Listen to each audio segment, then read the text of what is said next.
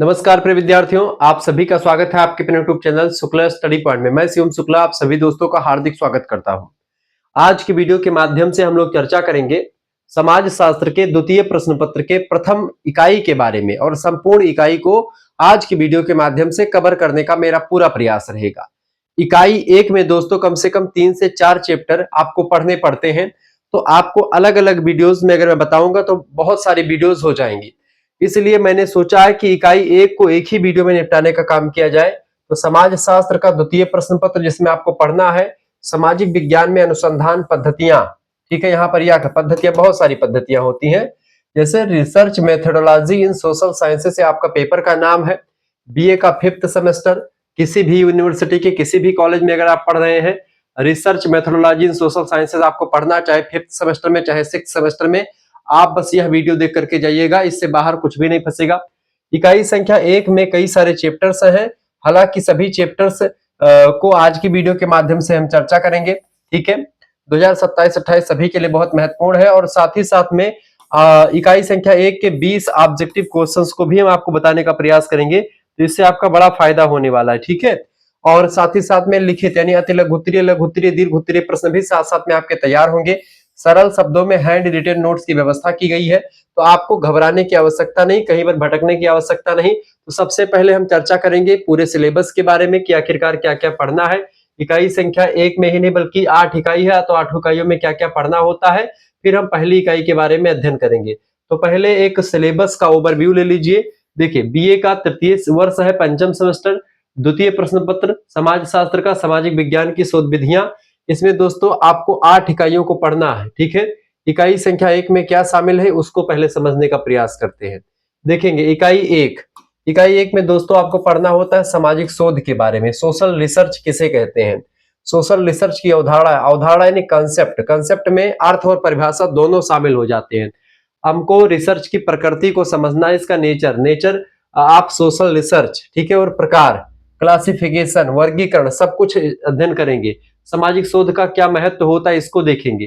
वैज्ञानिक शोध के कितने चरण होते हैं और शोध समस्या का निर्माण कैसे होता है, ये सब आपको इकाई संख्या 1 के अंतर्गत ही देखने को मिलेगा दोस्तों। तो घबराने की आपको आवश्यकता नहीं है, सब कुछ इकट्ठा एक ही वीडियो के माध्यम से आज समझने वाले हैं और आप अपने क्वेश्चंस को भी तैयार करने वाले हैं।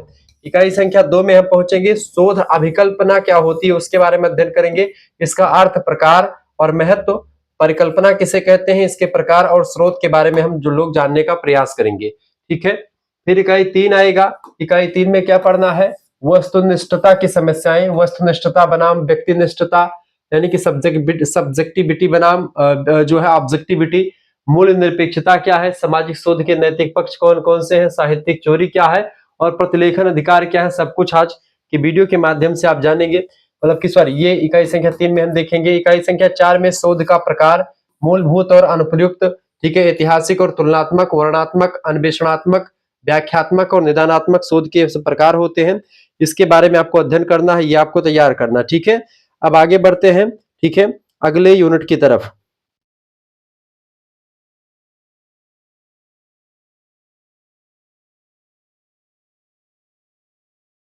क्लियर, तो शोध का प्रकार हम पूरा देखें। कई सारे शोध के प्रकार होते हैं, तो सभी शोध के प्रकार में ऐतिहासिक शोध, तुलनात्मक शोध, वर्णनात्मक शोध, ठीक है, अन्वेषणात्मक शोध, व्याख्यानात्मक शोध, निदानात्मक शोध, सभी शोध के बारे में हम लोग अध्ययन करने का प्रयास करेंगे। बहुत ही बारीकी के साथ सारी चीजों के बारे में अध्ययन करने का प्रयास रहेगा। तो आइए जानने का प्रयास करते हैं। ठीक है, तो इकाई संख्या 4 हो गई आपकी। इकाई संख्या आपकी 4 हो गई। इकाई संख्या 5 में आपको क्या पढ़ना है, इकाई संख्या 5 में दोस्तों पढ़ना है तथ्य संग्रह के बारे में। ठीक है, प्राथमिक और द्वितीयक स्रोत, यानी तथ्य माने होता है डाटा कैसे इकट्ठा किया जाए। प्राथमिक स्रोत एक होता है, एक द्वितीयक स्रोत होता है। ठीक है, सभी के बारे में अध्ययन करने का प्रयास करेंगे। इसके साथ साथ जनगणना, अवलोकन, प्रकरण अध्ययन, समग्र लेखन, कंटेंट एनालिसिस, ये सब चीजें आपको यहाँ पर पढ़ने को मिलेगा। बहुत ही बारीकी के साथ चीजें, एक एक चीजें हम अध्ययन करेंगे और सबका नोट्स आपके लिए अवेलेबल कर दिया गया है, घबराने की आवश्यकता नहीं है। सभी जो है यूनिट के आपको नोट्स मिलेंगे। इकाई संख्या 6 में तथ्य संग्रह की तमाम सारी तकनीकें, जैसे प्रतिदर्श चयन जो है सैंपलिंग, ठीक है, प्रश्नावली, क्वेश्चनायर, अनुसूची, शेड्यूल वाला, साक्षात्कार यानी इंटरव्यू लेकर के प्राथमिक और द्वितीयक तथ्य को इकट्ठा किया जाता है तमाम प्रकार की तकनीकों के द्वारा। तो उन तकनीकों के बारे में अध्ययन करेंगे। फिर इसके बाद में इकाई संख्या 6 में हम लोग अध्ययन करेंगे तथ्यों का वर्गीकरण और प्रस्तुतिकरण, खास करके कोडिंग, सारणियां, आलेख, दंड आलेख, पाई चार्ट, चित्रालेख और हिस्टोग्राम तथा प्रतिवेदन लेखन क्या होता है, ठीक है, रिपोर्ट लेखन किसे कहते हैं, सब कुछ इसमें देखेंगे। इकाई 8 में समाजशास्त्र में सांख्यिकी का अवलोकन, बेसिकली केंद्रीय प्रवृत्ति की जो मापें होती हैं, सेंट्रल टेंडेंसी के बारे में अध्ययन करेंगे, जिसमें सरल अंकगणितीय माध्य, माध्यिका और बहुलक के बारे में, यानी कि मीड, मीडियन और मोड के बारे में हम चर्चा करने का प्रयास करेंगे, बहुत ही बारीकी के साथ चीजों को समझाने का प्रयास। तो इकाई संख्या 8 तक आपका ये कंप्लीट हो जाएगा। तो इकाई संख्या 8 तक के नोट्स आपको मिल जाएंगे। बहरहाल सामाजिक विज्ञान की शोध विधियों में इकाई संख्या 1 आज की वीडियो के माध्यम से हम चर्चा करेंगे। कुछ इस तरीके से नोट्स आपको दिखाई पड़ेंगे। हालांकि सारे नोट्स आपको मिलेंगे, हर एक यूनिट का नोट्स आपको मिल जाएगा। आपको अगर सभी यूनिट के नोट्स प्राप्त करने, पेपर 1 पेपर 2 के सभी के ऐसे ही नोट्स रहेंगे। आप एक बार सैंपल देख लीजिए, नोट्स पीछे दिख रहे होंगे आपको, ऐसे ही नोट्स रहेंगे सभी यूनिट के। और लास्ट में आपके जो है 20 ऑब्जेक्टिव क्वेश्चंस।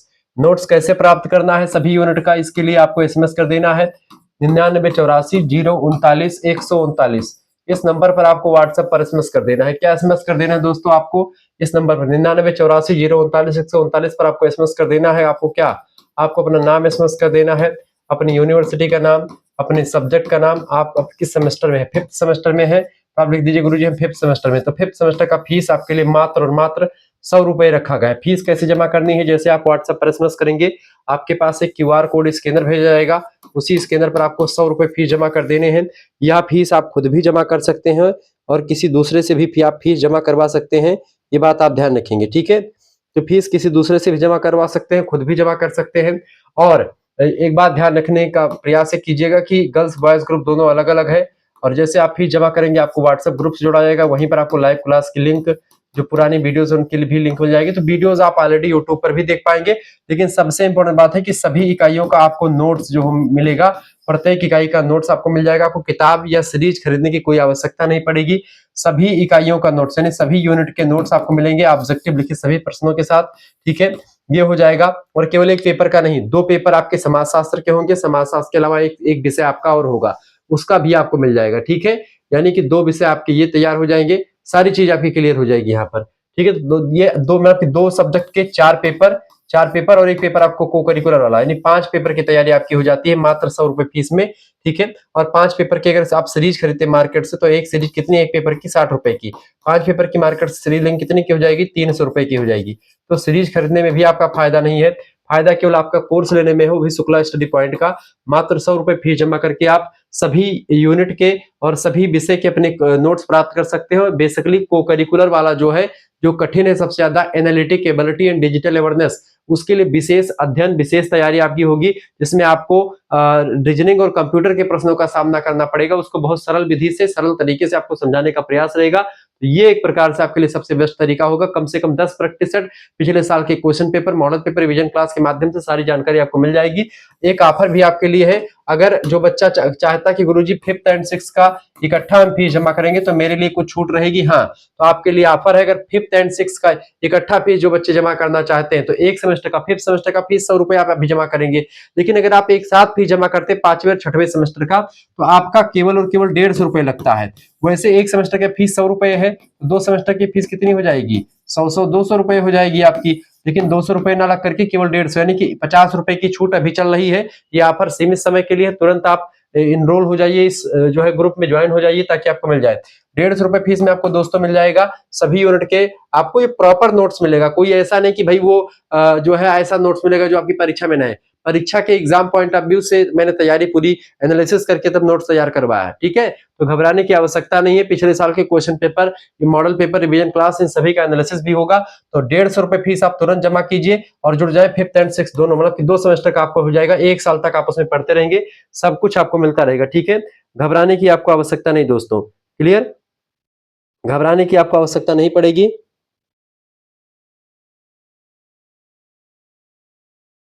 आगे बढ़ते हैं। तो इस तरीके से आप व्हाट्सएप ग्रुप से हमारे जुड़ सकते हैं, तुरंत एसएमएस कीजिए, देर मत कीजिए। सभी विश्वविद्यालय के बच्चे पढ़ सकते हैं। अब इकाई संख्या 1 के बारे में थोड़ा सा हम अध्ययन करने का प्रयास करते हैं। इकाई संख्या 1, सामाजिक शोध किसे कहते हैं, इसका अर्थ, परिभाषा, ये सब चीजें आपको समझने का प्रयास करते हैं।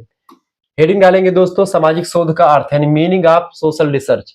सामाजिक शोध वह सुनियोजित यानी पहले से प्री प्लान होता है, सुनियोजित होता है और वैज्ञानिक प्रक्रिया होती है। वैज्ञानिक चरणों का प्रयोग करके हम इसमें अपने गंतव्य तक, अपने जो है जहां तक जो सोचते हैं, परिकल्पना होती है, उसको हम पूर्ण करते हैं। तो सामाजिक शोध क्या है? एक सुनियोजित और वैज्ञानिक प्रक्रिया है जिसके द्वारा होता क्या है, सामाजिक घटनाओं का, सामाजिक तथ्यों का और समाज की समस्याओं का अध्ययन किया जाता है और इसको नए तथ्यों की खोज की जाती है इन घटनाओं से रिलेटेड, ठीक है। और उनके आधार पर, उन्हीं तथ्यों के आधार पर, उन्हीं जानकारी के आधार पर हम कोई सिद्धांत निकालते हैं कि भाई ये घटना का निष्कर्ष क्या होगा, समानवीकरण करते हैं और सिद्धांतों का निर्माण करते हैं। इसी को कहा जाता है सोशल रिसर्च, इसी को कहा जाता है शोध, ठीक है। तो घबराने की बिल्कुल आपको जरूरत नहीं है। अब प्रमुख विद्वानों के अनुसार हम परिभाषाओं को देख लेते हैं। Definitions of social research.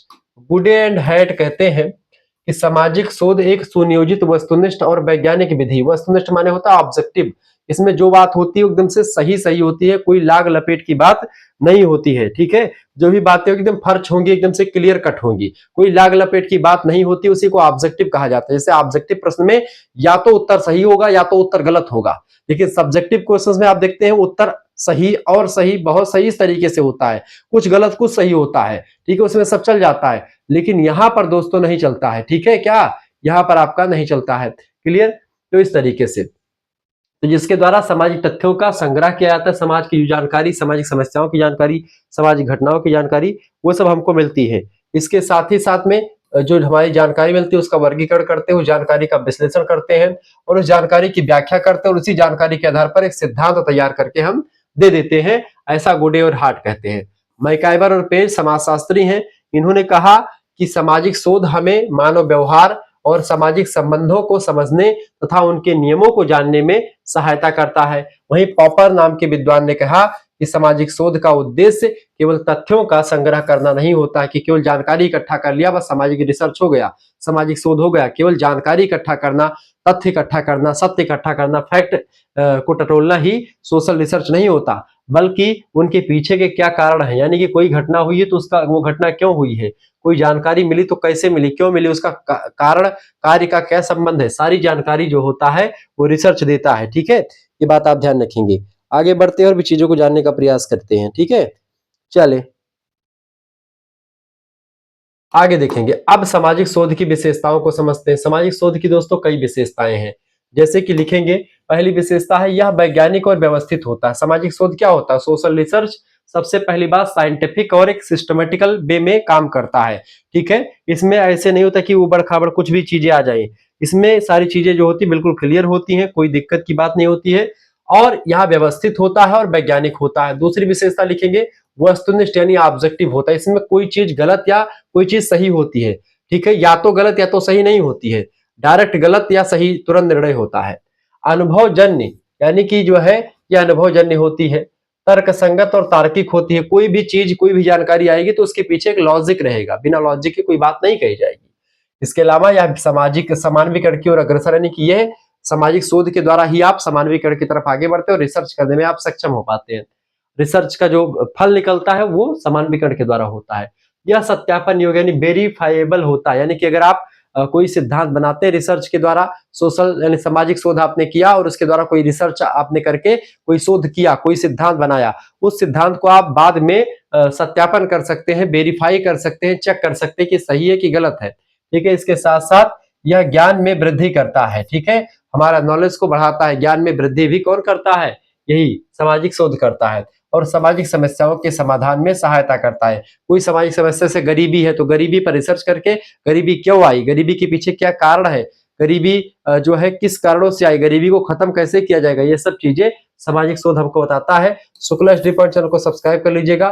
को करिकुलर मास्टर भी आपका चैनल है, इसको भी सब्सक्राइब कर लीजिएगा। यहीं पर आपको analytic ability and digital awareness की क्लासेस मिलेंगी। बीए करिकुलर चैनल को भी सब्सक्राइब कर लीजिएगा।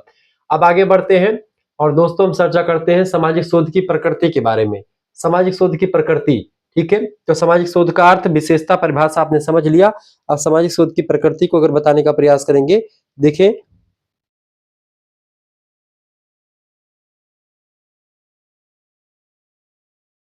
क्लियर।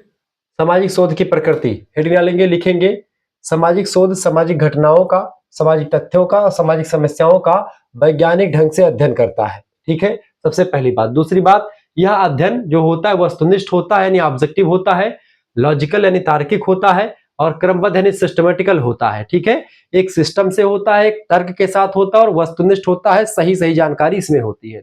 इसका उद्देश्य समाज को समझना होता है, समाज की व्याख्या करना होता है और समाज की जो समस्याएं हैं उन समस्याओं को खोजा जाए और उन समस्याओं का समाधान निकाला जाए, ये सामाजिक शोध की प्रकृति होती है।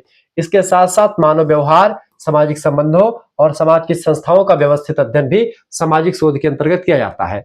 मुख्य विशेषताओं में अगर समझे इसकी प्रकृति की, तो वैज्ञानिक और वस्तुनिष्ठ है, तार्किक और क्रमबद्ध है, नियंत्रित और योजनाबद्ध तरीके से काम होता है, सत्यापन के योग्य है, इसके जो भी सिद्धांत है, समानवीकरण की प्रवृत्ति रखता है और व्यवहारिक और उपयोगी भी होता है, व्यवहार में प्रयोग भी समाज शास्त्र में कर सकते हैं इसका। यानी कि ये समाज शास्त्र की, सामाजिक शोध की जो प्रकृति है बिल्कुल से वैज्ञानिक है, परफेक्ट है, साइंटिफिक है। ठीक है, सामाजिक शोध की विशेषताओं की अगर बात की जाए तो इसकी विशेषताएं कुछ इस तरीके से, कैरेक्टरिस्टिक्स ऑफ सोशल रिसर्च लिखेंगे। पहली विशेषता है वैज्ञानिकता, साइंटिफिक, यानी यह शोध वैज्ञानिक पद्धति पर आधारित होता है। अवलोकन पद्धति हो गई, ठीक है, प्रश्नावली विधि हो गई, साक्षात्कार हो गया, या ऐसे तमाम प्रकार की विधियों का प्रयोग करके इसका अध्ययन किया जाता है। वस्तुनिष्ठता यानी ऑब्जेक्टिविटी, यानी शोधकर्ता अपने व्यक्तिगत विचारों से मुक्त होकर के तथ्यों का अध्ययन करता है और अपने व्यक्तिगत विचार इसमें नहीं जो है ठूसने का काम करता है। क्लियर। इसके साथ ही साथ में दोस्तों इसमें अनुभवजन्यता होती है। ठीक है, यानी कि शोध अनुभवों और अवलोकनों पर आधारित होता है, यानी कि जिस घटना, कोई घटना हुई तो घटना पर जा करके अवलोकन करते हैं और अपने अनुभव का भी कुछ प्रयोग करके शोध में आप लगातार अनुभव को, तो उसके हिसाब से कुछ चीजें बता सकते हैं। तार्किकता भी होती है, यानी शोध में तर्क और विश्लेषण का प्रयोग खूब होता है, यानी लॉजिक और एनालिसिस खूब किया जाता है। समानवीकरण यानी कि जनरलाइजेशन, यानी शोध के परिणामों को व्यापक रूप से लागू किया जाता है ताकि लोग उसको समझें। पुनरावृत्ति यानी कि शोध को पुनः करके परिणामों की पुष्टि की जा सकती है, यानी एक बार आपने शोध किया और क्या परिणाम निकला, आपने 2 साल बाद या दोबारा से 3 साल बाद या 1 साल बाद ही या 1 महीने बाद ही शोध किया तो उसका भी परिणाम वही निकलेगा। ठीक है, इसके अलावा व्यवस्थितता, यानी ये एक प्रकार से शोध क्रमबद्ध और सुनियोजित ढंग से किया जाता है। ठीक है, एक सिस्टम से किया जाता है और पहले से प्लानिंग करके किया जाता है, एक प्लान बना करके तब शोध किया जाता है। नैतिकता यानी एथिकल होता है, शोध में नैतिक मूल्यों और मानवीय संवेदनाओं का पालन किया जाता है। ठीक है, ये बात आप ध्यान, तो नैतिक मूल्य इसमें भी शामिल होते हैं और मानवीय संवेदनाओं को ध्यान में रख करके समाज की रिसर्च की जाती है, शोध किया जाता है। तो ये चीजें आपने बिल्कुल समझी। ठीक है, आगे बढ़ते और भी चीजों को जानने का प्रयास करते हैं।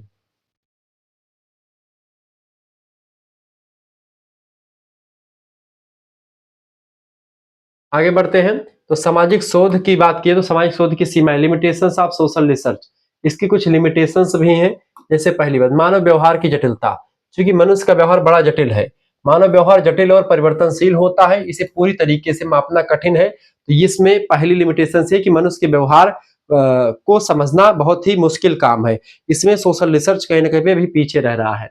मूल्यों से पूर्णता मुक्त नहीं है, यानी कि शोधकर्ता के व्यक्तिगत मूल्य और पक्षपात शोध को प्रभावित कर सकते हैं। सोशल रिसर्च में ऐसा नहीं कि केवल ऑब्जेक्टिविटी ही दिखाई पड़ती, लेकिन हाँ कुछ चीजें बिल्कुल सत्य हो सकती है, लेकिन हाँ जरूरत पड़ने पर इसकी जो है चीजें सामने आती हैं और उसमें जो है व्यक्तियों की जो है अपनी जो चीजें होती है वो शामिल हो सकती हैं। ठीक है, ये बात आप ध्यान रखेंगे। आगे बढ़ते और भी चीजों को जानने का प्रयास करते हैं। समानवीकरण में कठिनाई, सामाजिक घटनाओं की विविधता की वजह से समानवीकरण सीमित हो सकता है। परिवर्तनशील प्रकृति, समाज चूंकि निरंतर बदल रहा है इसलिए निष्कर्ष अस्थायी नहीं होते, निष्कर्ष भी लगातार बदलते रहते हैं। समय और धन की अधिकता, चूंकि सामाजिक शोध करने में अधिक समय खर्च होता है, अधिक श्रम खर्च होता है और अधिक धन का खर्चा होता है, इसलिए ये सब एक प्रकार से सामाजिक शोध की कुछ लिमिटेशन है, कुछ सीमाएं हैं। महत्वपूर्ण तथ्य है दोस्तों कि सामाजिक शोध केवल जानकारी एकत्र करने का काम नहीं होता, बल्कि समस्याओं का समाधान खोजने का एक तरीका, एक माध्यम होता है। यह समाज को बेहतर समझने, समाज की नीतियों को बनाने और समाज में परिवर्तन लाने के लिए सामाजिक शोध की आवश्यकता पड़ती है। इसके साथ साथ सही शोध सही निर्णय की आधारशिला होता है, यह बात भी आप ध्यान रखेंगे। ठीक है, आगे बढ़ते हुए चीजों को जानने का प्रयास करते हैं। वीडियो को शेयर कर दीजिएगा और लाइक भी कर दीजिएगा।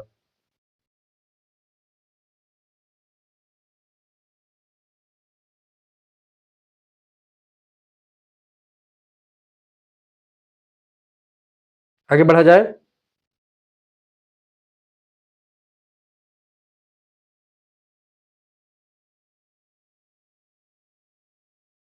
चले आगे देखते तो सामाजिक शोध, सोशल रिसर्च के प्रकार की बात अगर हम कर लेते हैं तो कई सारे शोध होते हैं। ठीक है, इसको हम आगे चल करके कुछ यूनिट्स में अध्ययन करेंगे। सामाजिक शोध के प्रकार, टाइप्स ऑफ सोशल रिसर्च, जैसे शुद्ध शोध यानी बेसिक रिसर्च। यह शोध ज्ञान की वृद्धि के लिए किया जाता है और इसका उद्देश्य सिद्धांतों और लक्ष्यों की खोज करना होता है। कोई सिद्धांत है, कोई लक्ष्य है, उसकी खोज करने के लिए बेसिक रिसर्च करी जाती है। दूसरा शोध का प्रकार है अनुपयुक्त शोध। अनुप्रयुक्त यानी कि अप्लाइड रिसर्च, यानी यह शोध किसी व्यवहारिक समस्या के समाधान के लिए किया था। कोई समस्या है, उस समस्या के समाधान के लिए रिसर्च करी जाती है। तीसरा होता है क्रियात्मक शोध यानी एक्शन रिसर्च। यह शोध किसी सामाजिक समस्या के समाधान और सुधार के लिए सामूहिक रूप से किया जाता है, उसको क्रियात्मक शोध कहा जाता है। ठीक है, अगला होता है ऐतिहासिक शोध यानी हिस्टोरिकल रिसर्च, यानी यह शोध अतीत की घटनाओं का और जो बीत गई जो तथ्य जानकारी उसको जो है अध्ययन करने का एक तरीका होता है। तुलनात्मक शोध होता है कंपैरेटिव रिसर्च, यानी यह शोध दो या दो से अधिक समाजों, दो या दो से अधिक समूहों और दो या दो से अधिक घटनाओं की तुलना करके निष्कर्ष निकाला जाता है इस शोध में। इस तरीके से तमाम सारे शोध के प्रकार हो गए। शुद्ध शोध और अनुप्रयुक्त शोध में क्या डिफरेंस होता है, इसको समझें। देखिए दोस्तों, यानी बेसिक रिसर्च और अनुप्रयुक्त रिसर्च, अप्लाइड रिसर्च में डिफरेंस क्या है। पहला अंतर यह है कि शुद्ध रिसर्च यानी बेसिक रिसर्च जो होता है नए ज्ञान की प्राप्ति के लिए किया जाता है, जबकि अनुप्रयुक्त शोध यानी कि अप्लाइड रिसर्च किसी समस्या के व्यवहारिक समाधान के लिए किया जाता है और ये नए ज्ञान की प्राप्ति के लिए बेसिक रिसर्च होता है। लेकिन किसी समस्या जिस पर काम हो चुका है उसका समाधान करने के लिए अनुप्रयुक्त यानी अप्लाइड सोर्स रिसर्च किया जाता है। इसका उद्देश्य यानी कि शुद्ध शोध का रिसर्च जो बेसिक रिसर्च है, इसका उद्देश्य सिद्धांतों और तथ्यों की खोज करना होता है नए नए, जबकि अप्लाइड रिसर्च का उद्देश्य व्यवहारिक परिणाम का प्राप्त करना होता है। या जो होता है शुद्ध शोध दीर्घकाल लंबे समय के लिए होता है, जबकि अप्लाइड रिसर्च अल्पकालीन कम समय के लिए होता है। शुद्ध शोध अधिक व्यापक और जो है ये एक प्रकार से अपने में बहुत कुछ समाहित करता है बेसिक रिसर्च, जबकि ये सीमित और विशिष्ट होता है, ये सामान्य होता है। ठीक है, इसकी सीमा इसका सीधा उपयोग नहीं होता है। शुद्ध यानी बेसिक रिसर्च का उपयोग सीधा मनुष्य नहीं करते दोस्तों। ठीक है, और यहीं पर अगर बात की जाए, इसका सीधा उपयोग मनुष्य कर सकते हैं डायरेक्ट। ठीक है, उदाहरण के लिए सामाजिक परिवर्तन का अध्ययन करना। सामाजिक परिवर्तन का अध्ययन करना ये बेसिक रिसर्च अध्ययन करता है कि समाज में परिवर्तन हो रहा है, किस गति से हो रहा है, किस दिशा में हो रहा है। जबकि अप्लाइड रिसर्च क्या करता है, बेरोजगारी की समस्या का समाधान करता है। अगर समाज में बेरोजगारी फैली तो बेरोजगारी को कैसे खत्म किया जाएगा, वो बात हमको अप्लाइड रिसर्च बताता है। तो इस तरीके से आपने अप्लाइड रिसर्च और बेसिक रिसर्च में अंतर आपने समझ लिया। सामाजिक शोध के महत्व की अगर बात की जाए तो यह समाज की समस्याओं को समझने में सहायता करता है, नीतियों के निर्माण में और योजनाओं को लागू करने में रिसर्च हमारी मदद करता है, सामाजिक परिवर्तन और विकास में सहायता करता है शोध, सामाजिक शोध वैज्ञानिक दृष्टिकोण को बढ़ावा देता है। सामाजिक शोध अनुसंधान और शिक्षा के क्षेत्र में ज्ञानवर्धन का काम करता है सामाजिक शोध, ये बात भी आप ध्यान रखेंगे। ठीक है, तो आपने बहुत सारी चीजों को समझने का काम किया यहाँ पर और चीजों को मैंने समझाने का भी प्रयास किया है। अब आगे बढ़ते हैं। अगला देखें, सामाजिक शोध एक वैज्ञानिक प्रक्रिया है। पहली बात, मानव व्यवहार और सामाजिक संबंधों के अध्ययन पर आधारित होता है। समाज के विकास और कल्याण में महत्वपूर्ण भूमिका भी सामाजिक शोध की रहती है। तो सामाजिक शोध बेसिकली समाज की समस्याओं का समाधान करने के लिए जाना जाता है। सामाजिक शोध का महत्व की अगर बात की थोड़ा सा और इसको महत्व को थोड़ा बढ़ा चढ़ा करके समझे। इंपॉर्टेंस ऑफ सोशल रिसर्च, सामाजिक शोध केवल ज्ञान प्राप्त करने का साधन नहीं बल्कि समाज के विकास, समाज की नीति निर्माण, समस्या का समाधान और सामाजिक परिवर्तन में इसकी अत्यंत महत्वपूर्ण भूमिका होती है। किसकी? इसकी। ठीक है, समाज की, सामाजिक शोध की। ठीक है, इसके अलावा अगर बात की जाए दोस्तों, इसके अलावा जो होता है अगला आपका है जो है सामाजिक शोध के महत्व की अगर बात की जाए तो समझने का प्रयास करते हैं दोस्तों। वीडियो को शेयर और लाइक जरूर कर दीजिएगा, क्योंकि इसी प्रकार से इन्फॉर्मेटिव वीडियो मैं लगातार आपके लिए लाता रहता हूँ। क्लियर? देखिए, सामाजिक शोध का महत्व हेडिंग डालेंगे, एक बड़ा महत्व समझते पूरा विस्तार से। ज्ञान वृद्धि में सहायक होता है, ये पहला महत्व। यानी यह समाज, उसकी संरचना और प्रक्रियाओं और समस्याओं, जो समाज की समस्याएं हैं, समाज की संरचना है, समाज का जो प्रोसेस है, समाज के जो कुछ प्रॉब्लम्स हैं, उन प्रॉब्लम्स के बारे में वैज्ञानिक और व्यवस्थित ज्ञान प्रदान करना इसका उद्देश्य होता है, इसका महत्व होता है। तो ज्ञान में वृद्धि करता है सामाजिक महत्व, सामाजिक शोध। इसके अलावा सामाजिक समस्याओं की पहचान भी करता है। सामाजिक शोध के माध्यम से समाज की विभिन्न समस्याओं की पहचान की जाती है कि कोई समाज की कोई समस्या, कौन सी समस्या आखिरकार है, और समाज की जो समस्या है उसका क्या कारण है, किस कारण से हुआ, उसका विश्लेषण करता है सामाजिक रिसर्च। और समाधान का उपाय भी सोशल रिसर्च के माध्यम से ही किया जाता है। तो ये इसका महत्व है। इसके साथ साथ नीति निर्माण में सहायता करता है। नीति निर्माण में सहायता कैसे करता है दोस्तों? नीति निर्माण में सहायता की अगर बात की तो सरकार और विभिन्न संस्थाएं योजनाओं, नीतियों और कार्यक्रमों के निर्माण में सामाजिक शोध के निष्कर्षों का ही उपयोग करके तब चीजें करती हैं। इसके अलावा सामाजिक परिवर्तन में सहायता करता है सामाजिक महत्व, यानी शोध से प्राप्त ज्ञान समाज में मतलब कि सकारात्मक परिवर्तन लाते हैं, कुरीतियों को दूर करने और सुधार कार्यक्रम चलाने में मदद करता है सोशल रिसर्च। इसके अलावा निर्णय लेने में सहायता करता है, प्रशासनिक अधिकारी, शिक्षक, सामाजिक कार्यकर्ता ये सभी उचित निर्णय लेने के लिए सामाजिक शोध के निष्कर्षों पर ही डिपेंड होते हैं। ठीक है। इसके अलावा पूर्वानुमान लगाने में सहायता, क्योंकि सामाजिक शोध से भविष्य की परिस्थितियों का पूर्वानुमान लगाया जा सकता है, जिससे योजनाएं अधिक प्रभावी हो सकती हैं। हम जान सकते हैं कि भविष्य में क्या होने वाला, उसके हिसाब से हम ऐसे नियम बनाएंगे जिससे भविष्य में उन चीजों से सुरक्षित महसूस हो सके और लोग उसको अच्छे तरीके से जान सकें। शोध अभिवृत्ति का विकास, यानी यह व्यक्ति में तर्कशीलता, वस्तुनिष्ठता, धैर्य, निष्पक्षता और वैज्ञानिक दृष्टिकोण का विकास कौन करता है? सामाजिक रिसर्च ही करता है, सोशल रिसर्च ही करता है, सामाजिक शोध ही करता है। ठीक है, ये बात आप ध्यान रखेंगे। तो इस तरीके से आप बहुत सारी चीजों को जान पा रहे हैं, समझ पा रहे हैं। आगे बढ़ते हैं। अच्छा, किसके लिए उपयोगी है ये जो है? बहुत सारी चीजों के लिए उपयोगी, जैसे कि सरकार और नीति निर्माताओं के लिए बहुत ज्यादा जरूरी है सामाजिक रिसर्च, सामाजिक वैज्ञानिक शोधकर्ताओं के लिए सोशल रिसर्च बहुत जरूरी है, समाज सेवी के लिए, सामाजिक कार्यकर्ताओं के लिए बहुत जरूरी है सोशल रिसर्च, शिक्षक और विद्यार्थियों के लिए बहुत जरूरी है, और योजनाकार यानी योजना बनाने वाले लोगों के लिए और प्रशासकों के लिए बहुत जरूरी होता है।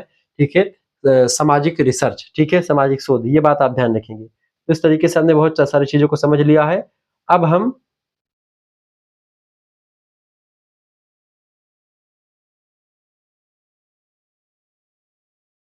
देखिए, महत्वपूर्ण तथ्य है कि सामाजिक शोध समाज का दर्पण है। पहली बात, समाज के विकास का मार्गदर्शक है।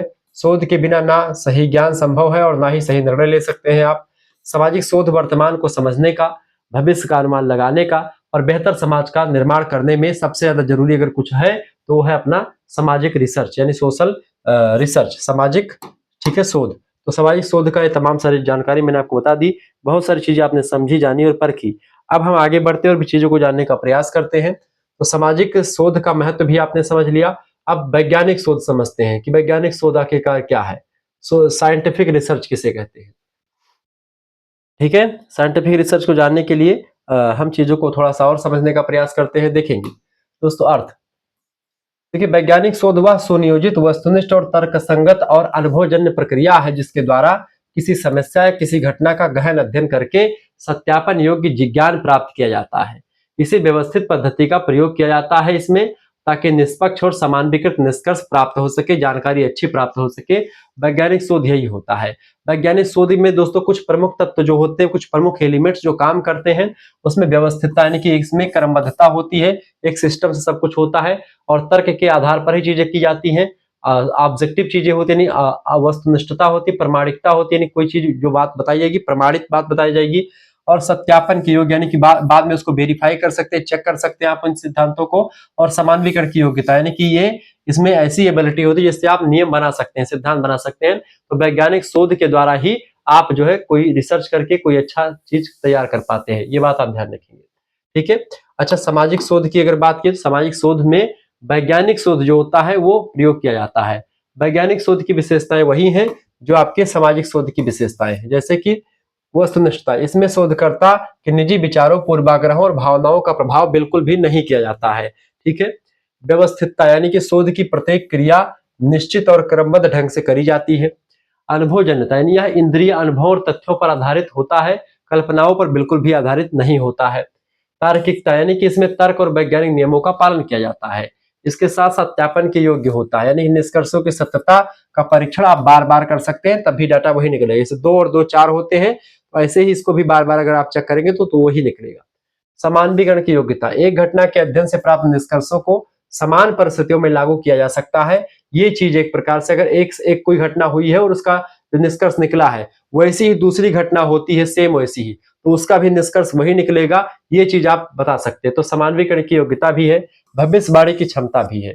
वैज्ञानिक शोध के निष्कर्ष भविष्य में घटित होने वाली घटनाओं का पूर्व कल्पना कर सकते हैं, पूर्वानुमान लगा सकते हैं।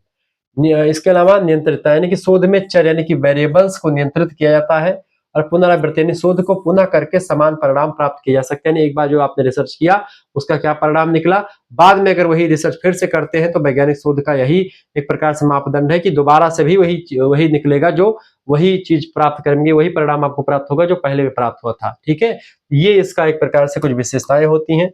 वैज्ञानिक पद्धति, साइंटिफिक मेथड से समाज का जब शोध करते तो उसी को वैज्ञानिक रिसर्च कहते हैं, साइंटिफिक रिसर्च कहते हैं। वैज्ञानिक पद्धति, शोध साइंटिफिक मेथड, वैज्ञानिक शोध एक निश्चित पद्धति का अनुकरण करती है जिसमें वैज्ञानिक पद्धति कहते हैं। यह पद्धति कई चरणों से होकर के गुजरती है। पहली बात किसी समस्या को अगर आपको या किसी रिसर्च करना है आपको, सबसे पहले बात क्या करें, समस्या का चयन कर ले। यानी सबसे पहले क्या करें, जो भी जिस पर रिसर्च करना है उस टॉपिक अपना चूज करें। फिर टॉपिक जब चूज हो जाएगा फिर उसके बाद में आप परिकल्पना का निर्माण करेंगे, यानी कि आप क्या करेंगे, एक हाइपोथेसिस बनाएंगे, कैसे कैसे हमको रिसर्च करना है, एक सांचा तैयार करेंगे और उसी जो है प्लान के तहत आप आगे बढ़ेंगे। प्लान आपका बन गया कैसे कैसे क्या करना है, अब आप क्या करेंगे, प्लान के अनुसार तथ्य का संग्रह करेंगे, यानी जो जानकारी उसको इकट्ठा करेंगे। जानकारी इकट्ठा करने के बाद में क्या करेंगे, वर्गीकरण करेंगे जानकारी का, और जानकारी को एनालिसिस करेंगे, विश्लेषण करेंगे उस जानकारी का। विश्लेषण करने के बाद में दोस्तों क्या करेंगे, उसको उस जानकारी से निष्कर्ष निकाल करके तथ्य इकट्ठा करेंगे। फिर उसी तथ्यों को दोस्तों क्या मतलब कि जानकारी निष्कर्ष निकलेगा उस जानकारी से, फिर निष्कर्ष निकलने के बाद में समानवीकरण उसको लागू करेंगे, और उसके बाद में फिर लागू करने के बाद फिर सिद्धांत निर्माण करेंगे, और सिद्धांत निर्माण करने के बाद में जरूरत पड़ती है तो फिर से उसको चेक करने के लिए दोबारा परीक्षण कर सकते हैं। तो इस तरीके से इन चरणों से होकर के एक वैज्ञानिक पद्धति गुजरती है, जो मैंने आपको बताया, समस्या का चयन, परिकल्पना का निर्माण, तथ्य संग्रह, याद कर लीजिएगा, वर्गीकरण, विश्लेषण डाटा का, निष्कर्ष, समानवीकरण, सिद्धांत निर्माण और पुनः परीक्षण। ठीक है, ये बात आप ध्यान रखें, ये वैज्ञानिक पद्धति, यह सामाजिक रिसर्च यानी सोशल सामाजिक शोध। ठीक है, सामाजिक शोध की बात की जाए या सोशल रिसर्च की बात की जाए या फिर आप वैज्ञानिक पद्धति वैज्ञानिक रिसर्च की बात की, सब में यही चरण काम आते हैं। और सामाजिक शोध के, सामाजिक जो है अनुसंधान के, ये सारे जो है चरण ही शामिल होते हैं। ठीक है, अनुसंधान शोध सब बातें एक ही होती है। सामाजिक शोध और वैज्ञानिक शोध का संबंध यह है कि सामाजिक शोध वैज्ञानिक पद्धति का ही एक भाग होता है। सामाजिक शोध में भी वैज्ञानिक पद्धति का उपयोग किया जाता है, तो सामाजिक शोध वैज्ञानिक शोध एक ही है, कोई उसमें अलग नहीं होता है। दोनों का उद्देश्य सत्य की खोज करना और ज्ञान में बढ़ोतरी करना होता है। वैज्ञानिक शोध सार्वभौमिक सिद्धांत बनाने का प्रयास करता है, जबकि सामाजिक शोध जो होता है वो मानव समाज और व्यवहार को समझने पर ज्यादा केंद्रित होता है। सामाजिक शोध में मानवीय तत्व होने की वजह से इसमें लचीलापन थोड़ा बहुत आ सकता है, लेकिन प्राकृतिक विज्ञानों में नियंत्रण अधिक होता है, इसलिए जो है वैज्ञानिक शोध थोड़ा सा ऑब्जेक्टिव ज्यादा हो जाता है सामाजिक शोध के दृष्टिकोण से देखें तो। वैज्ञानिक शोध के कई सारे चरण होते हैं जिसको मैंने आपको बता दिया है। ठीक है, फिर से उसको समझने की आवश्यकता है, पर फिर से चलिए फिर से आपको बता देते हैं। हालांकि एक बार मैंने आपको बता दिया है, लेकिन फिर से इसको थोड़ा सा विस्तार से जानने का प्रयास करते हैं और चीजों को समझते हैं। ठीक है, तो आपको घबराने की कोई आवश्यकता नहीं दोस्तों, सारी चीज आप क्लियर हो पा रही होगी। अब देखिए यहाँ पर सबसे पहली बात क्या है, चरणों का परिचय यानी कि चरण कितने। किसी भी शोध कार्य को वैज्ञानिक तथा व्यवस्थित ढंग से करने के लिए निश्चित चरणों का पालन किया था। जो चरण मैंने आपको बताया 6-7 चरण ऊपर बताए थे, इस समस्या का चुनाव करें, फिर परिकल्पना का निर्माण करें, फिर डाटा इकट्ठा करें, फिर डाटा का विश्लेषण करें, डाटा का वर्गीकरण करें, फिर उसके बाद उससे निष्कर्ष निकालें, फिर जो है समानवीकरण करें, फिर सिद्धांत का निर्माण करें और फिर उसके बाद में उसको पुनः परीक्षण कर सकते हैं। तो यही सब होता है। इन चरणों का क्रमबद्ध पालन करने से शोध अधिक विश्वसनीय, अधिक वैध और उपयोगी बनता है। वैज्ञानिक शोध के यही चरण होते हैं और सामाजिक जो है शोध के भी यही चरण होते हैं।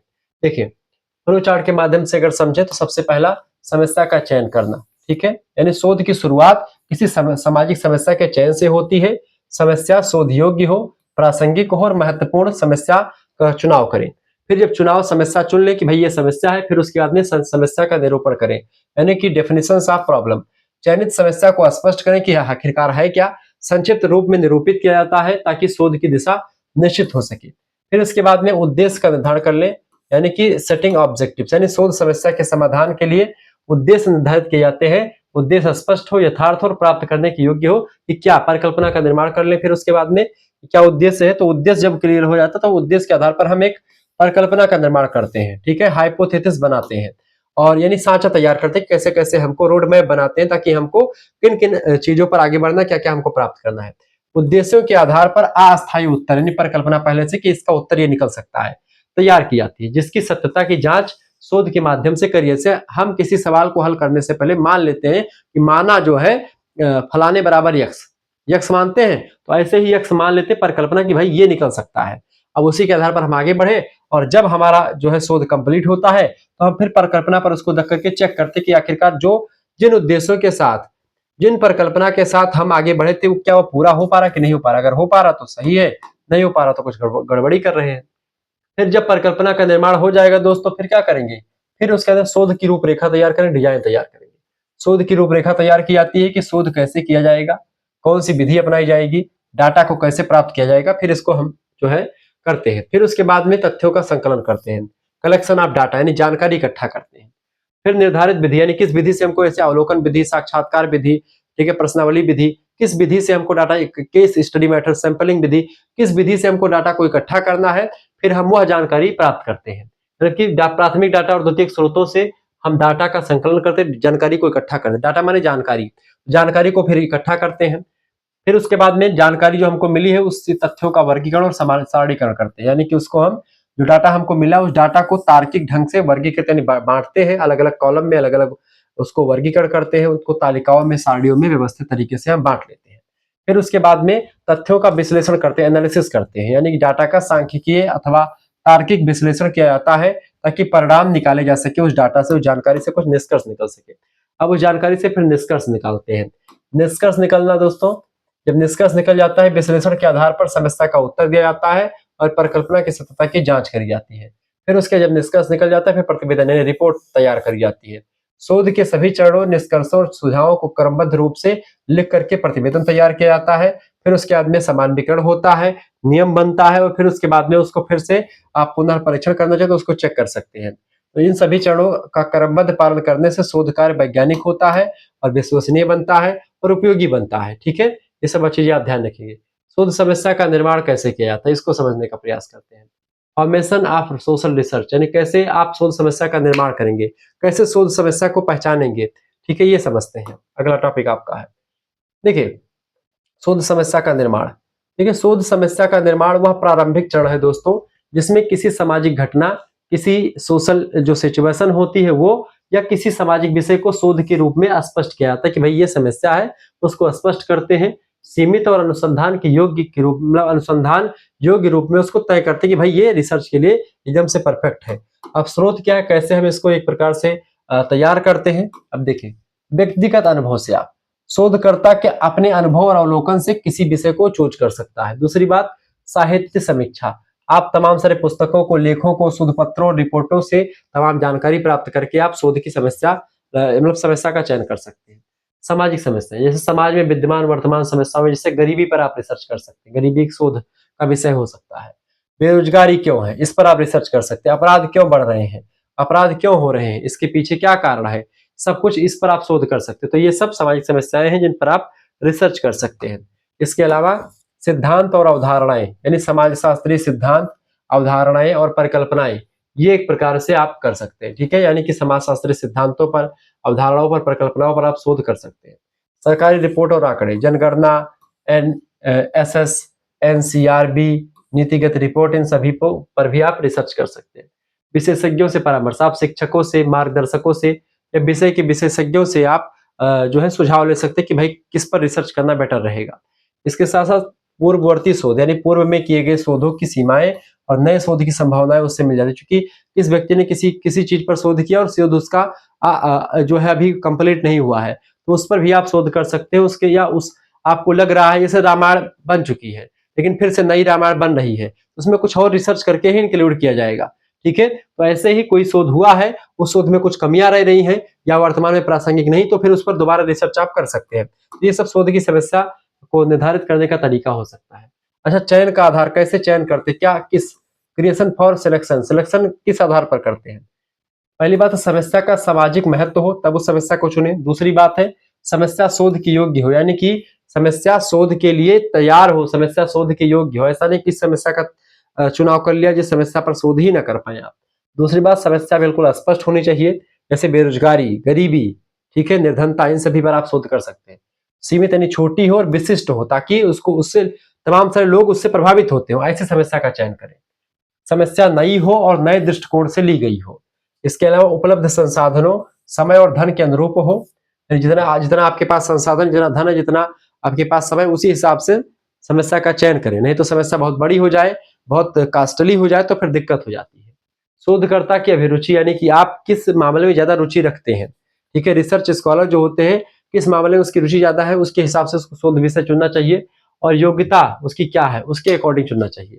समस्या के अध्ययन से उपयोगी परिणाम प्राप्त हो सके, ऐसी समस्या को चुनाव करना चाहिए। अच्छी शोध समस्या की विशेषताएं क्या होती है दोस्तों, इसको भी समझ लेते हैं। अच्छी शोध समस्या कैसे तैयार होती है, उसकी क्या सब विशेषताएं क्या क्या हो सकती हैं। जैसे सबसे पहली बात है, स्पष्ट होनी चाहिए, क्लियरिटी। शोध समस्या हमेशा क्लियर होनी चाहिए। समस्या दोस्तों बिल्कुल स्पष्ट सरल भाषा में समझ में आने वाली समस्या हो, तभी उसका चुनाव करें। दूसरी बात है विशिष्टता, यानी कि स्पेसिफिक जो है फेसिटी, यानी अच्छी शोध समस्या जो होती है उसमें विशिष्टता होती है। समस्या सीमित दायरे की हो और व्यापक ना हो, ज्यादा बड़ी नहीं होनी चाहिए।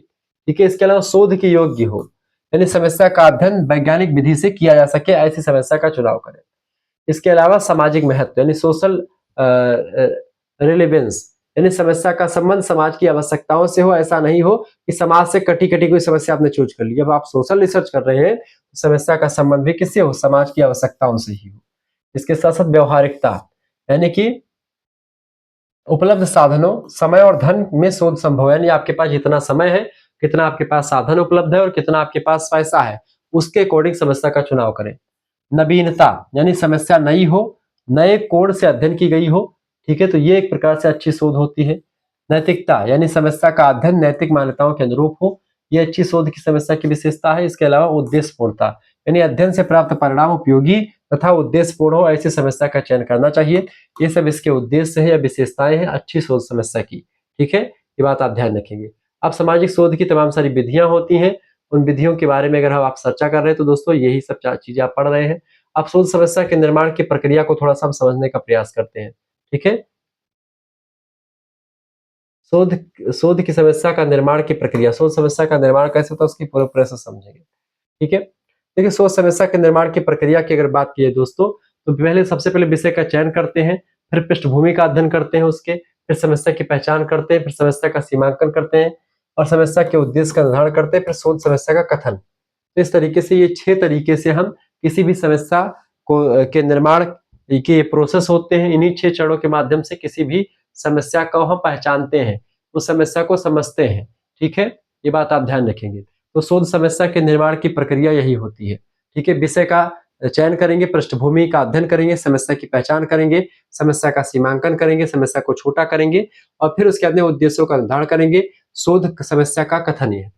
देखिए विषय का चयन, अपनी रुचि, अपने ज्ञान, अपने समय के अनुसार एक सामान्य विषय का चयन किया था, पहली बात, जिस विषय में आपको ज्ञान हो। दूसरी बात पृष्ठभूमि का अध्ययन, यानी विषय से संबंधित उपलब्ध साहित्य, रिपोर्ट, शोध कार्यों का आदि का अध्ययन किया जाता है। ये दूसरा।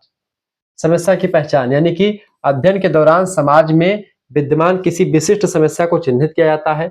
समस्या का सीमांकन मतलब होता है समस्या को समय, स्थान, जनसंख्या, क्षेत्र के आधार पर सीमित किया जाता है। उद्देश्यों का निर्धारण, यानी शोध के माध्यम से किन किन बातों का अध्ययन करना है यह निर्धारित किया जाता है उद्देश्यों के निर्धारण में। फिर उसके बाद में शोध समस्या का कथन, यानी कि उपयुक्त सभी चरणों के बाद समस्या को स्पष्ट, संक्षिप्त और शोध के योग्य रूप में लिख दिया जाता है। फिर उसके बाद में आगे का प्रोसेस होता है, शोध समस्या आगे बढ़ती है। अब दोस्तों यहाँ पर एक चीज और समझने का प्रयास करेंगे। उदाहरण के रूप में अगर मैं आपको समझाने का प्रयास करूं, जैसे पृष्ठभूमि अध्ययन के बाद समस्या की पहचान में ग्रामीण क्षेत्रों में छात्राओं की उच्च शिक्षा में रुचि की कमी है। अब इसको हमने पहचाना। अब पहचान करके समस्या का सीमांकन किया कि गोंडा जिले के ग्रामीण क्षेत्रों की इंटरमीडिएट स्तर की छात्राएं जो होती हैं उनको हमने चूज कर लिया कि इस पर हम रिसर्च करेंगे। शोध समस्या का कथन क्या है कि गोंडा जिले के ग्रामीण क्षेत्रों के इंटरमीडिएट स्तर की जो छात्राएं हैं उच्च शिक्षा में रुचि की कमी का अध्ययन हम करेंगे, क्योंकि वो उच्च शिक्षा में क्यों कमी ले रही, क्यों बीए एमए या उससे या आगे नहीं पढ़ रही हैं। ठीक है, तो इन चीजों पर अध्ययन कर सकते हैं। शोध समस्या चुनते समय दोस्तों कई सारी सावधानियां हमको देखनी होती हैं, जैसे यहाँ पर आप देखेंगे समस्या शोध की योग्य होनी चाहिए। दूसरी बात समस्या स्पष्ट, संक्षिप्त और सुस्पष्ट होनी चाहिए। समस्या का दायरा सीमित होना चाहिए, छोटी होनी चाहिए। समस्या व्यवहारिक और यथार्थवादी सत्य होनी चाहिए।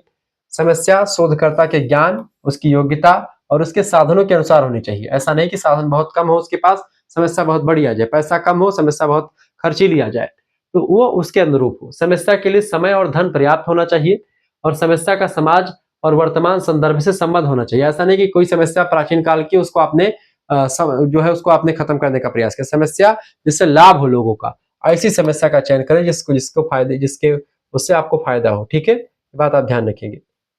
महत्वपूर्ण तथ्य ये दोस्तों कि शोध समस्या शोध की आत्मा होती है, ये भी आप नोट डाउन कर लीजिएगा। अच्छी शोध समस्या आधे शोध का कार्य सफलता सुनिश्चित कर देती है। अगर आपने समस्या अच्छी चुन ली तो ये आधा शोध आपने कंप्लीट कर लिया। शोध समस्या वैज्ञानिक शोध की दिशा निर्धारित करती है और शोध समस्या का सही निर्माण विश्वसनीय निष्कर्ष प्राप्त करने में सहायक होता है। ये सब चीजें आपने क्लियर कर ली दोस्तों। अब यहाँ पर कुछ महत्वपूर्ण चीजें जो आप यहाँ पर देख पा रहे होंगे, तमाम सारे इंपॉर्टेंट प्रश्न है, ये सब चीजें आपको मिल जाएंगी जब आप हमारे से जुड़ते हैं। अब दोस्तों हम जो है आपको संपूर्ण इकाई का पुनरावलोकन भी आप यहाँ पर देख पाएंगे, लेकिन अब हम चर्चा करेंगे ऑब्जेक्टिव प्रश्नों पर। उससे पहले अगर आपको बताना चाहूं तो आप समझ सकते हैं बहुत सारी चीजों को और जान सकते हैं। ठीक है, तो घबराने की आपको आवश्यकता नहीं है।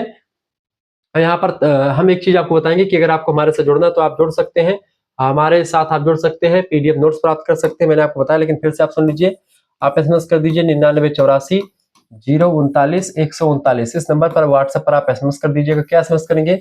आपको अपना नाम एसएमएस कर देना है दोस्तों, अपने यूनिवर्सिटी का नाम एसएमएस कर देना है, अपने सब्जेक्ट का नाम एसएमएस कर देना, आपके सेमेस्टर में अपने सेमेस्टर का नाम। फिफ्थ सेमेस्टर की फीस दोस्तों मात्र 100 रुपए रखी गई है। फीस आप खुद भी जमा कर सकते हैं, किसी दूसरे से भी आप जमा करवा सकते हैं। जैसे आप एसएमएस करेंगे आपके पास एक क्यूआर कोड स्कैनर भेजा जाएगा, उसी स्कैनर पर आपको 100 रुपए फीस जमा कर देनी है। या फीस आप खुद भी जमा कर सकते हैं, अपने किसी दोस्त से, अपने किसी घर में आप कोई चलाता है ऑनलाइन माध्यम तो उससे आप जमा करवा सकते हैं। ध्यान रखेंगे फिफ्थ एंड सिक्स दोनों सेमेस्टर का इकट्ठा फीस जमा करने पर 200 रुपए फीस होता है, लेकिन 150 रुपए अभी ऑफर चल रहा है। 150 रुपए फीस में आपको फिफ्थ एंड सिक्स दोनों सेमेस्टर का इकट्ठा फीस जमा करने पर आपको मिलेगा। सभी यूनिवर्सिटी के सिलेबस के अकॉर्डिंग चीजें मिलती है, कोई दिक्कत की बात नहीं है। 9984 039 139 पर एसएमएस कीजिए। ठीक है, सब कुछ मिलेगा आपको। व्हाट्सएप ग्रुप से जुड़ा जाएगा, वहीं पर आपको लिंक वगैरह सब मिलती रहती है। सबसे बड़ी बात है कि सभी इकाइयों के आपको नोट्स मिलते हैं यहाँ पर। ठीक है, सभी यूनिट के आपको सभी इकाई के नोट्स मिलेंगे दोस्तों। इकाई 1 से लेकर के इकाई 8 तक के आपको नोट्स मिलते हैं। पेपर 1 पेपर 2 सभी के 4 पेपर आपके हो जाएंगे, सब्जेक्ट मेजर सब्जेक्ट के और एक को करिकुलर का आपके हो जाएंगे कुल मिलाकर के 5। इन 5 पेपर की तैयारी मात्र और मात्र 100 रुपए फीस में फर्स्ट सेमेस्टर के, और इन्हीं 5 पेपर फिर आपके होंगे 6 सेमेस्टर में, तो उसकी भी तैयारी 100 रुपए में होगी, बाद में जुड़ेगी। लेकिन इकट्ठा फीस जमा करने पर केवल और केवल 150 रुपए में आपको मिल जाता है। तो ये आपके लिए बहुत ही जबरदस्त तरीके से मैंने चीजों को आपको समझाने का प्रयास किया है। तो ये चीजें आपके लिए क्लियर हुई दोस्तों, तो आप तुरंत एसएमएस कीजिए, देर मत कीजिए, क्योंकि आपके लिए बड़ा बेटर है। आप एक सब्जेक्ट की सीरीज मार्कर से एक पेपर की खरीदेंगे तो एक पेपर की सीरीज 60 रुपए की आती है, तो 5 पेपर की सीरीज कितने की आएगी? 6×5 = 30, 300 रुपए की आती है। तो ये आपको खर्च नहीं करना है। ठीक है, 2 सेमेस्टर में आपका 600 रुपए हो जाता है सीरीज के पीछे खत्म। ठीक है, लेकिन 150 रुपए फीस में आपको 2 सेमेस्टर का सभी सब्जेक्ट का नोट्स मिलेगा, इकाई 1 से लेकर के इकाई 8 तक। और model paper, revision class, marathon class, तमाम प्रकार की क्लास के माध्यम से तमाम जानकारी मिलेगी। सभी विश्वविद्यालय के बच्चे पढ़ सकते हैं।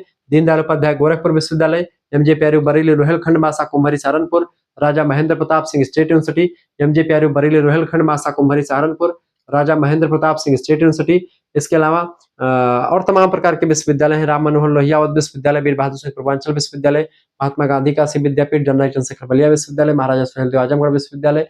ठीक है, सिद्धार्थ यूनिवर्सिटी कपिलवस्तु, मां पाटेश्वरी बलरामपुर विश्वविद्यालय, मां विंध्यवासिनी मिर्जापुर विश्वविद्यालय, जमशेदपुर यूनिवर्सिटी। ऐसे तमाम प्रकार के चौधरी चरण सिंह मेरठ विश्वविद्यालय, छत्रपति साहू जी महाराज कानपुर विश्वविद्यालय, बुंदेलखंड यूनिवर्सिटी झांसी, डॉक्टर भीमराव अम्बेडकर आगरा विश्वविद्यालय और लखनऊ विश्वविद्यालय, प्रोफेसर रज्जू भैया स्टेट यूनिवर्सिटी।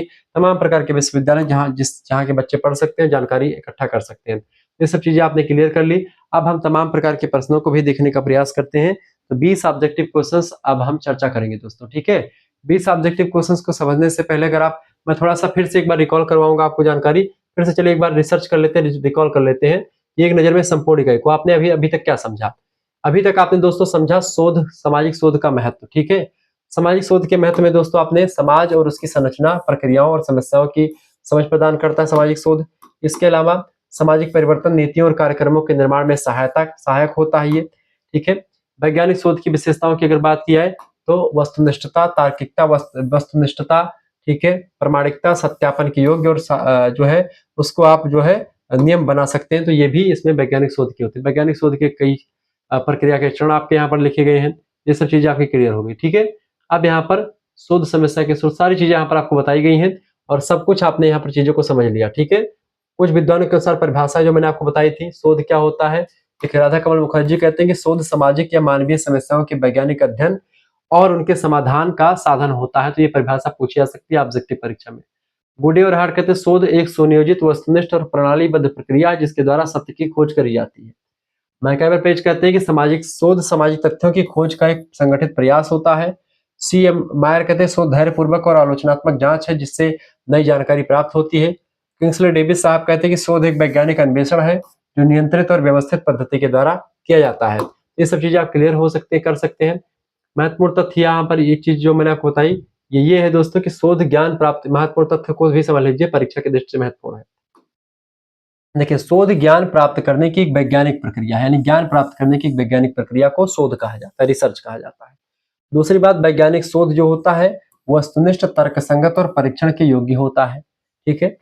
तीसरी बात दोस्तों यह है कि शोध समस्या का चुनाव सफल शोध की प्रथम और महत्वपूर्ण सीढ़ी होती है। अगर आपने समस्या का चुनाव शोध किस पर करना है, अगर आपने टॉपिक आपने चूज कर लिया, शोध किस पर करना है, ये चीज चूज कर लेने पर आपने, आप कह लीजिए आधा आपने सफलता प्राप्त कर ली है शोध में। प्रथम सीढ़ी है यही, और यही सीढ़ी अगर आपने अच्छी तरीके चल ली, नींव है ये। शोध के बिना सामाजिक घटनाओं को आप गहरी समझ नहीं संभव नहीं, यानी कि अगर आप जो है दोस्तों शोध समस्या अच्छी तरीके से नहीं कर पाते हैं या शोध नहीं होता है समाज में, तो आप गहरी समझ सामाजिक घटनाओं का नहीं प्राप्त कर पाएंगे। इसके अलावा शोध जो होते हैं व्यक्ति को तार्किक, विश्लेषणात्मक और आलोचनात्मक बनाता है, जिससे व्यक्ति जो होता है किसी भी मुद्दे पर खुल करके अपनी बातों को रख सकता है। शोध का उद्देश्य केवल तथ्य एकत्र करना नहीं बल्कि सत्य की खोज करना होता है। इसके अलावा शोध जो होता है समाज का व मानव जीवन की समस्याओं का समाधान करता है और समाधान करके मनुष्य के जीवन को अच्छा बनाता है। ठीक है। अब दोस्तों यहाँ पर तमाम प्रकार के प्रश्न आपसे बन सकते हैं परीक्षा में, जो बार बार पूछे जा सकते हैं। ऑब्जेक्टिव सॉरी अतिलघु उत्तरीय में प्रश्न आएगा कि सामाजिक शोध का क्या अर्थ है। ठीक है, ये दूसरा प्रश्न आ सकता है। वैज्ञानिक शोध की प्रमुख विशेषताएं लिखिए और सामाजिक वैज्ञानिक पद्धति क्या है इसके चरण लिखिए। लघु उत्तरीय का प्रश्न, सामाजिक शोध और वैज्ञानिक शोध में क्या डिफरेंस है। लघु उत्तरीय प्रश्न, शोध समस्या से आप क्या समझते हैं, इसकी विशेषताएं बताएं। आपका ये हो जाएगा दोस्तों क्या, ये हो जाएगा आपका दीर्घ उत्तरीय प्रश्न।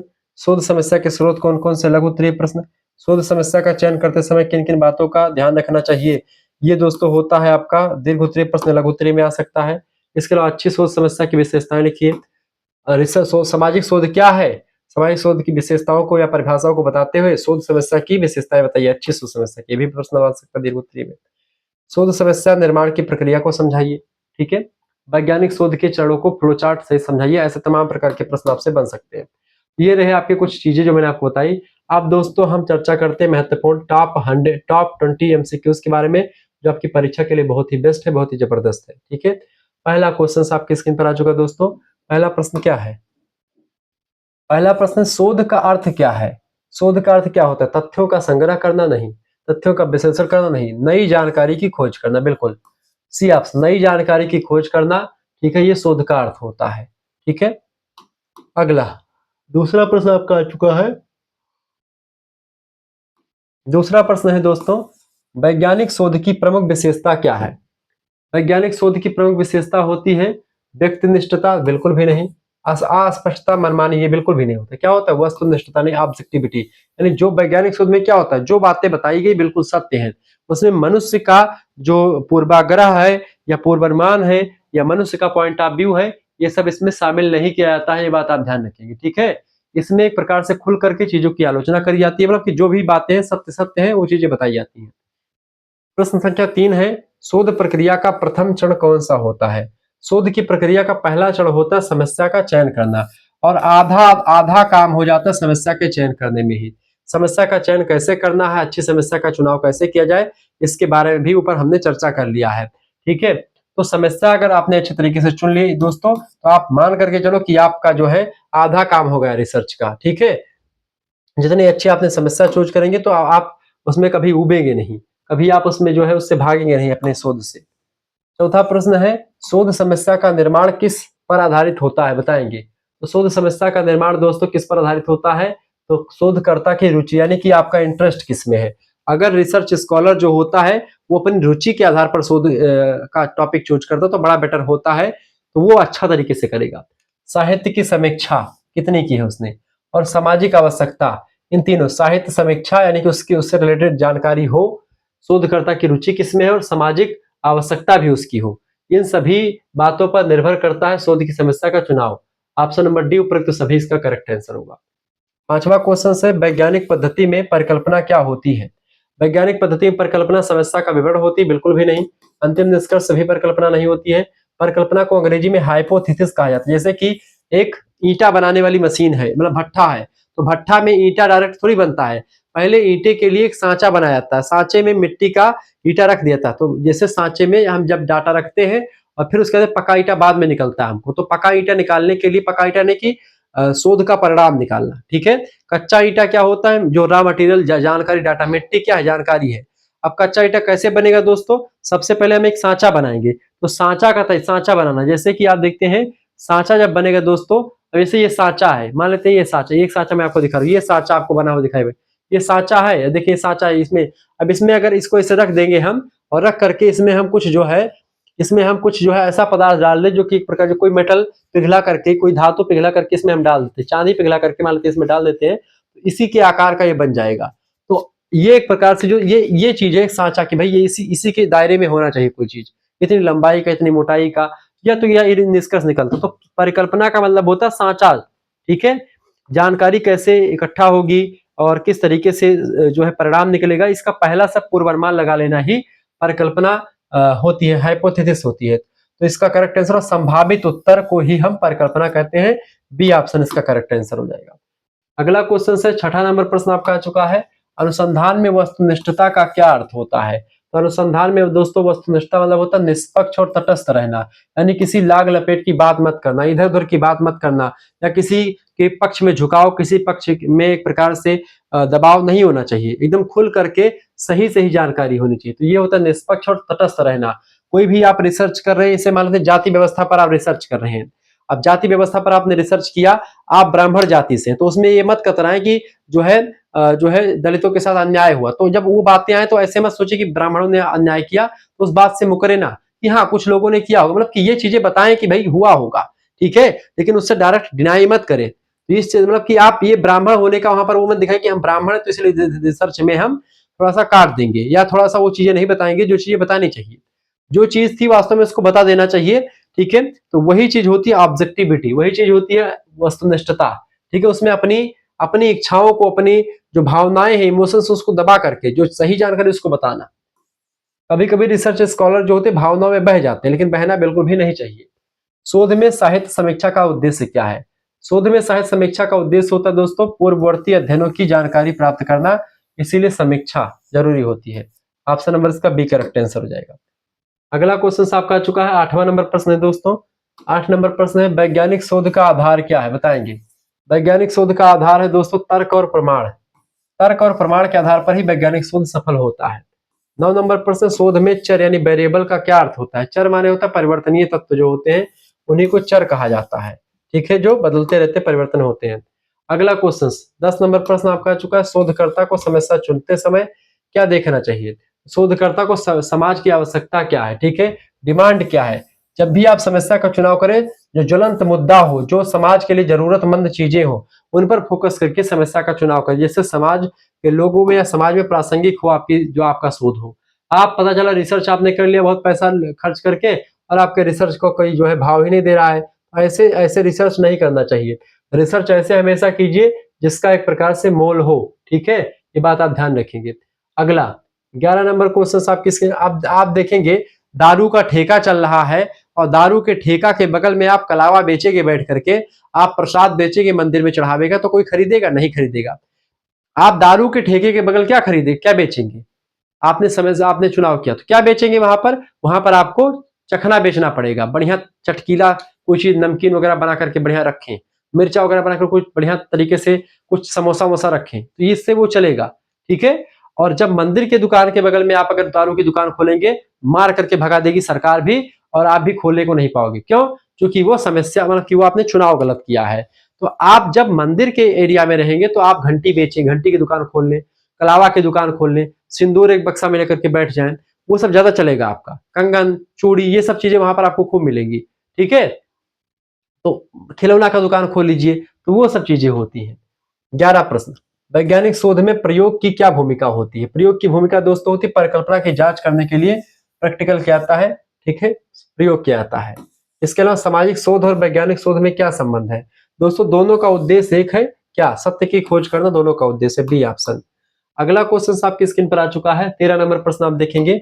प्रश्न, शोध में निष्कर्ष निकालने के बाद क्या किया जाता है? शोध में निष्कर्ष निकालने के बाद में प्रतिवेदन लिखा जाता है, रिपोर्ट तैयार की जाती है पूरी की पूरी रिसर्च की। 14 नंबर प्रश्न है, निम्नलिखित में से कौन शोध का स्रोत नहीं होता है? शोध का स्रोत दोस्तों क्या नहीं होता है? सोशल मीडिया पर अफवाहें जो फैलती हैं, इसके आधार पर आप शोध कभी मत कीजिएगा। प्रत्यक्ष अनुभव, पुस्तकालय और पूर्व शोध, यानी पहले से कोई रिसर्च हो चुका उस टॉपिक पर तो उसका सहारा ले सकते हैं आप। लाइब्रेरी में जाकर के पुस्तकों को पढ़ सकते हैं और प्रत्यक्ष अनुभव जो आपने देखा, आपने सुना वहां पर जाकर के, उसके आधार पर आप शोध कर सकते हैं। लेकिन सोशल मीडिया की अफवाहों से बचें। कोई भी रिसर्च करना हो तो सोशल मीडिया के आधार पर मत कीजिएगा, क्योंकि सोशल मीडिया पर हर एक बातें बताई गई सत्य नहीं होती, बिल्कुल गलत होती है। शोध में आंकड़ों के संग्रह की सर्वाधिक उपयुक्त विधि कौन सी है?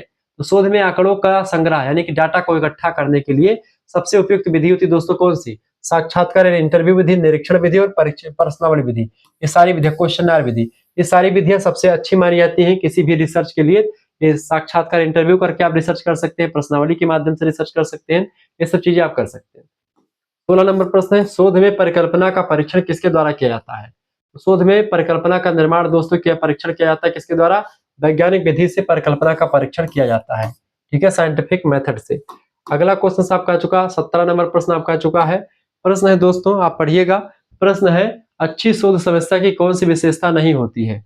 अच्छी शोध समस्या की दोस्तों कौन सी विशेषता नहीं होती है? तो अच्छी शोध समस्या की विशेषता क्या क्या होती है, सबसे पहले जानिए। स्पष्टता, अनुसंधान योग्यता और व्यवहारिकता, ये अच्छी सोच समस्या की विशेषता है। जबकि बहुत व्यापक होना ये बिल्कुल गलत बात होती। समस्या वही गलत, मतलब कि समस्या का चुनाव छोटा करना चाहिए, बड़ा नहीं। तो यही आपका अच्छी समस्या का चुनाव नहीं होगा। शोध प्रतिवेदन का उद्देश्य क्या होता है?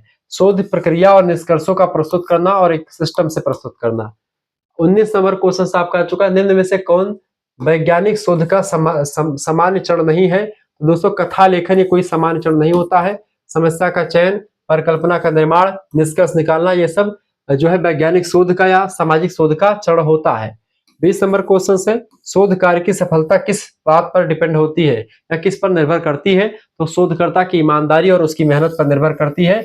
ऑप्शन नंबर इसका एक करेक्ट आंसर हो जाएगा। इस तरीके से आपने दोस्तों बहुत सारे प्रश्नों को समझ लिया, 20 प्रश्नों को आपने समझ लिया और पूरे के पूरे यूनिट को आपने समझ लिया, जिसमें आपने समाज शास्त्र का बीए 5th सेमेस्टर पेपर 2 के इकाई संख्या 1 में शामिल 4-5 चैप्टर को एक ही वीडियो के माध्यम से समझ लिया। मिलते हैं फिर नेक्स्ट वीडियो में, और सिलेबस को भी आपने देख लिया। मिलते हैं फिर नेक्स्ट वीडियो में, तब तक के लिए जय हिंद, जय भारत। आप सभी लोग इस वीडियो को खूब बढ़ाइए और इसका जल्द ही मॉडल पेपर लेकर के मैं हाजिर होऊंगा। कौन से क्वेश्चंस आते हैं दीर्घ उत्तरीय, लघु उत्तरीय में, कैसे कैसे प्रश्न है, पिछले साल के क्वेश्चन पेपर के सॉल्यूशन के साथ मैं प्रस्तुत होऊंगा। धन्यवाद, बहुत बहुत धन्यवाद आप सभी का। वीडियो को लाइक और चैनल पर नए हैं तो प्लीज चैनल को सब्सक्राइब कर दीजिएगा। बहुत बहुत धन्यवाद।